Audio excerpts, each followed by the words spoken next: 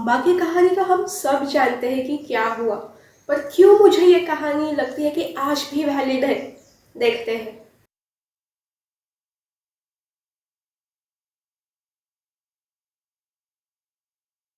अम्बा, काशीराज की कन्या। अंबिका और अंबालिका अपने दोनों छोटे बहनों के साथ पली बढ़ी। राजा शाल्व अम्बा पर मोहित थे और अम्बा भी उनसे प्यार करती थी। जीवन सुख से परिपूर्ण था। परंतु ऐसे में ही उसके पिता काशीराज ने अपने तीनों कन्याओं का स्वयंवर आयोजित किया। तीनों बहनें अपने सुख के सपनों में मग्न थीं, परंतु स्वयंवर में ही भीष्म ने तीनों का हरण किया और हस्तिनापुर ले आए।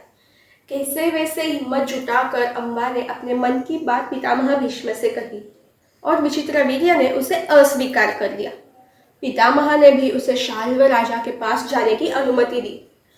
अम्बा दौड़े दौड़े अपने प्रेम के पास जा पहुंची और शाल्व ने उसे अस्वीकार कर दिया। क्यों? क्योंकि किसी और ने उसका हरण कर लिया था, क्योंकि किसी और ने उसे जीत लिया था।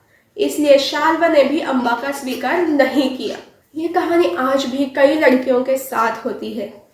अम्बा फिर से भीष्म के पास आती है, परंतु वो तो ब्रह्मचारी थे, प्रतिज्ञा से बंधे हुए थे। उन्होंने अस्वीकार कर दिया। अम्बा भगवान परशुराम के पास जा पहुंची, जो कि भीष्म जी के गुरु थे।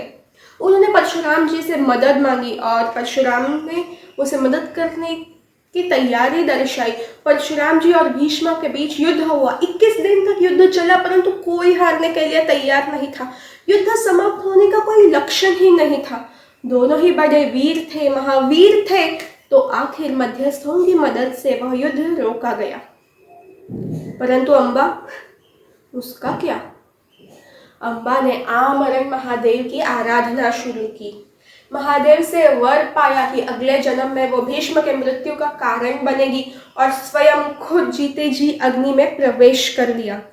अम्बा की कहानी शायद आज भी दिखाई देती है उन लड़कियों में जो किसी कारणवश ना तो मायके जा सकती है, ना ससुराल, ना उसे उसका प्रेम प्राप्त होता है, ना उसका जीवन सुख शांति से रहता है। उसका पूरा जीवन बस तहस नहस हो जाता है।